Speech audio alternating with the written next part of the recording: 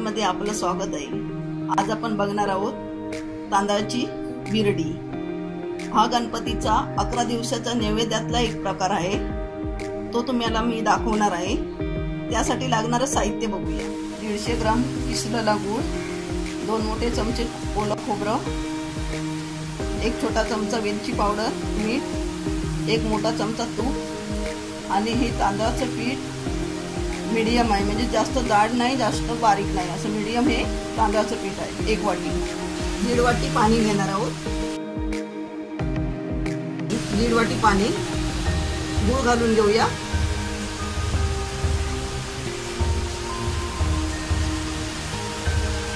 खोबरं, वेलची, तूप घालूया।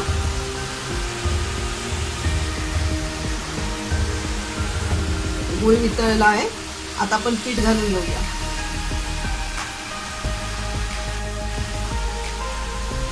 गॅस मंद आचेवरती आहे। हे चांगलं परतून घेऊया।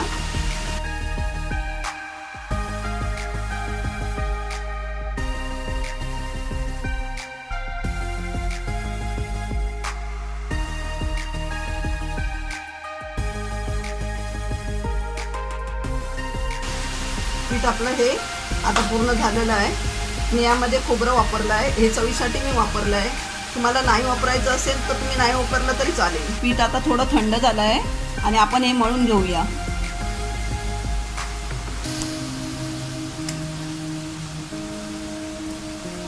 असं चांगलं मळून घ्यायचं आहे। हाताला तेल लावून हे पीठ चांगलं मळून घेतलं आहे आणि आता हे आपण ह्याची बिरडी करून तळायची आहे। आपल्याला आपण हा गोळा करून घेतला आहे, हाताला तेल लावून घेतलेलं आहे आणि हे असं हाताने लांब असं करायचं आहे।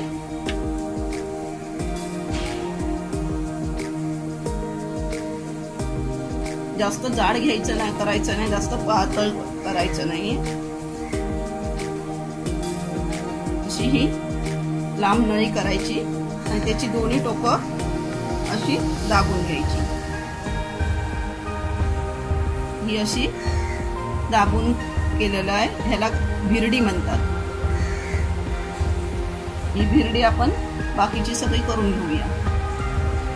तांदळाची बिरडी आपण करून घेतली आहे आणि ही आता तळून घेऊया। तेल तापलेलं आहे आणि आपण एक एक बिरडी आता सोडून घेऊया आतमध्ये।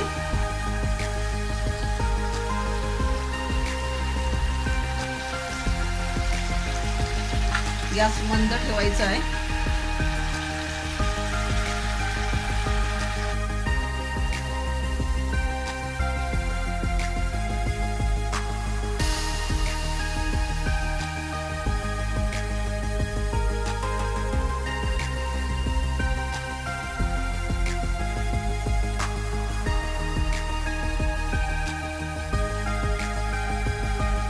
बिरडी चांगली तळून आली आहे, असं गोल्डन कलर यायला पाहिजे।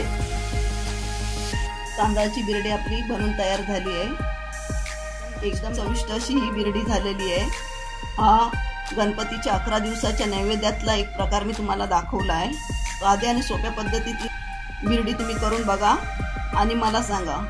हा व्हिडिओ आवडला असेल तर लाईक करा आणि रसस्वादला सबस्क्राईब करा। धन्यवाद।